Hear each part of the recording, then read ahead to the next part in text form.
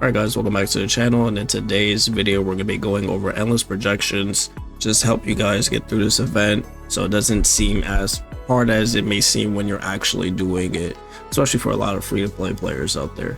So first things first, reading comprehension is hard for Girls Frontline 2, so we're going to click this bubble up here in the top left and go over the system. So essentially completing battles within the projection spaces will grant corresponding points, which can be used to claim rewards. After meeting the points requirements of the current space, the next space will be unlocked. When tackling the extreme projection, more dolls need to be deployed to face powerful bosses within. Dolls need to consume a certain amount of energy while engaging combat within the projection space. So this system is more like the typical tower system that a lot of us are familiar with. In gacha games, you cannot use the same character 3 times in a row. Here there are 3 stages, so you have to use a character only for 2 of the stages because they only have 2 points, so each consumption of use is only going to be using 1 point. Now essentially when participating in the battles in projection space, you can complete certain missions to obtain rewards. So your goal is to complete the missions within the stage. You want to get as much points as possible to get the maximum rewards possible. There's a maximum limit of mission score. Once this limit is reached, completing a specific mission again will allow you to gain rewards and not award any mission score. And tactical scores can be obtained by completing specific tactical actions during the challenge against the boss unit in extreme projections. These things are going to be like stability breaking and also reducing a certain amount of HP from what I saw. I think there's one more thing. And projection points are the sum of tactical scores and mission scores put together. Each projection space, extreme projection, have their own scores calculated independently. Rewards can be claimed based on the points acquired. Once the event is over, points and reward progress will be reset. So, just to dumb it down here, right? Essentially, what you're going to be doing is entering each and every stage. Initially, you'll have 2 energy, correct? So when you decide to enter the stage, each and every one of your units will have 2 energy.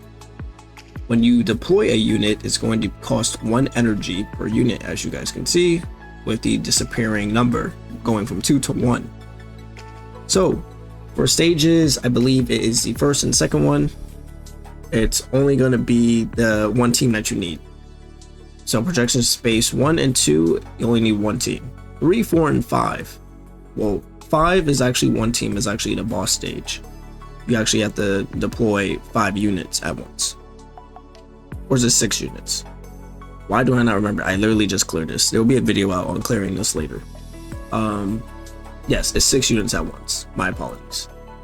So stage 3 and stage 4 is going to be 2 teams, and then the boss stage will be 6 units at once. Now when you guys enter these stages, you guys want to complete the different missions that are in here. So it's gonna be like how many enemies can you kill, right? How many enemies in a single turn. So it's gonna be the mission score, and then there's also a tactical score as well, depending on the stage that you are doing. But as you guys can see, the mission scores, it'll give you extra points. Your goal is to actually get all the way up to maximum points or the maximum amount of rewards. Rewards aren't too bad, right? Collapse pieces. Boost chips are actually really good. I'm actually surprised there's boost chips in here, and then they have standard tickets as well. And then I would also say one last thing here. Tactical store seems to only apply for the last stage. So a lot of people are going to think, hey, I need to get the maximum amount of points for the same run. That is not true. That is not true. A lot of people are going to be stuck on this last stage with ultra fat, right? So what happens in this stage is that you will come to this stage and you should have about 41 to 42 mobs killed. The goal is to kill 50 enemy units for this entire stage, but as you can see, when you guys get to this last boss, it will be about 41. Again, I will video out later, you guys can look at it. What you guys can do is actually defeat the boss and then re-enter the run, and it keeps your mission score progress. So you guys can actually redo stage 1 here for 1, get the mission reward, and then it will complete the entire 900 points. You guys don't have to, you know, try to min-max the last stage. You guys can re-enter these stages to gain more score, that the score stays the same. It does not reset.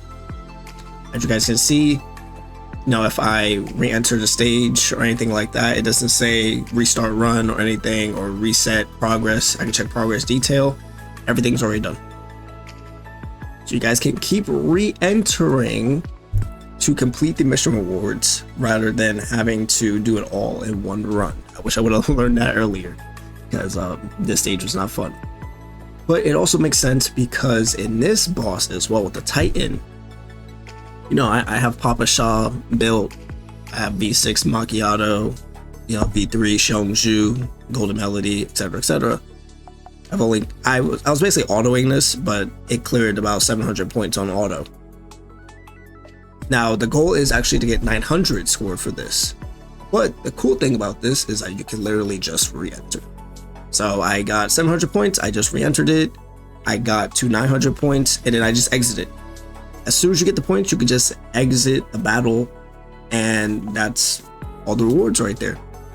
So on paper, it seems annoying to do, right? You need to do certain tasks, things like that. But the cool thing is that you are able to re-enter the stage and get the rewards as much as possible. So yeah, that's pretty much gonna be it about endless projections. Hopefully you guys understand it a lot more and don't think that it's some hardcore endgame stuff. I've seen some people actually talk about on Discord, so I decided to make a video on it before I release me just clearing it. But yeah, pretty good rewards at the end of the day. We have the Rhapsody Quartet challenge mode. I don't really think I need to make a video on this. I'll have a video of me clearing it, but I would say the last boss, really this last boss, I would say if you're struggling, right, you're free to play or you're lower level, I would say most likely what you would have to do is that you have to try to maximize the cleaning skill here. So Cerberus takes more points of fixed ability damage as well, and then also focusing on the summons for the Berserk. So that's pretty much for that last boss. But yeah, thank you guys so much for watching this video. I will see you guys in the next one. Leave a like, subscribe if you guys haven't yet.